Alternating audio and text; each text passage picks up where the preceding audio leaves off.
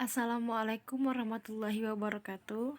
Perkenalkan, nama saya Mawada dengan NIM C1C019011. Yang saya hormati Bapak Wirmi Eka Putra SEMSI selaku dosen pengampu dalam mata kuliah penganggaran. Baiklah, materi yang akan saya bahas ini mengenai penyusunan anggaran konvensional. Pengertian anggaran konvensional atau disebut juga sebagai anggaran tradisional. Sistem anggaran tradisional adalah suatu cara menyusun anggaran yang tidak didasarkan atas pemikiran dan analisa rangkaian kegiatan. Penyusunannya ini lebih didasarkan pada kebutuhan untuk belanja ataupun pengeluaran. Dalam sistem ini, perhatian lebih banyak ditekankan pada pertanggungjawaban pelaksanaan anggaran secara akuntansi yang meliputi pelaksanaan anggaran, pengawasan anggaran, dan penyusunan pembukuannya. Ciri-ciri dari anggaran konvensional ini sebetulnya memiliki dua ciri utama. Yang pertama yakni cara penyusunan anggarannya didasarkan atas pendekatan incrementalism. Nah, yang kedua ciri utamanya adalah struktur dan susunan anggaran itu bersifat line item.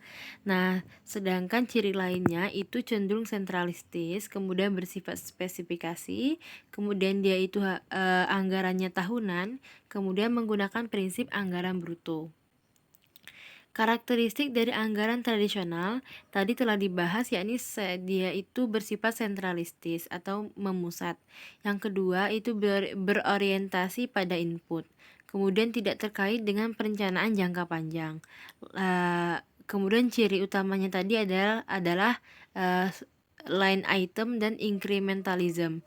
Nah, kemudian juga karakteristiknya itu memiliki batasan departemen yang kaku, kemudian menggunakan aturan klasik, kemudian vote accounting, karakteristiknya prinsip anggaran bruto, kemudian bersifat tahunan.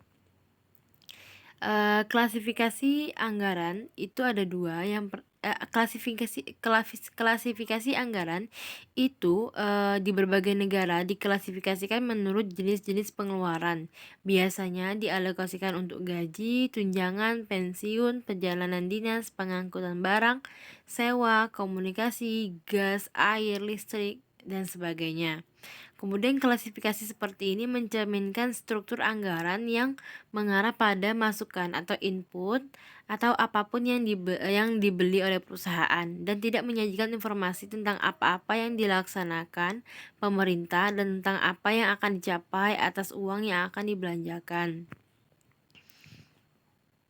Nah, kelemahan dari anggaran tradisional ini yang pertama itu hubungan yang tidak memadai atau terputus antara anggaran tahunan dan rencana pembangunan jangka panjang.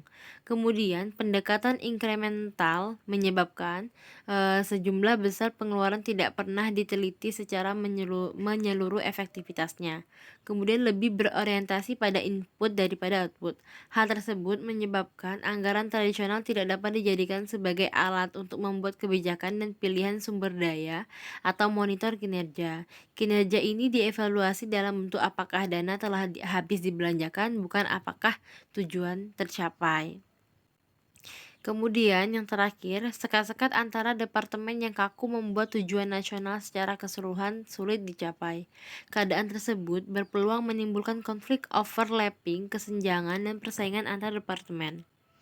Kelebihan anggaran tradisional ini yang pertama adalah penyusunannya relatif mudah bagi perusahaan sehingga dapat membantu mengatasi rumitnya proses penyusunan anggaran.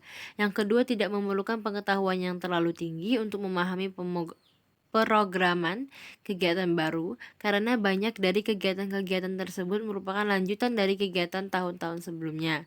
Yang ketiga, dengan menggunakan cara penyusunan ini maka wilayah perselisihan menjadi sempit sehingga dapat mengurangi kemungkinan terjadinya konflik antar unit-unit yang berkepentingan terhadap anggaran. Itu tadi pembahasan saya tentang penyusunan anggaran konvensional. Semoga apa yang saya jelaskan dapat membantu teman-teman dalam memahami materi ini.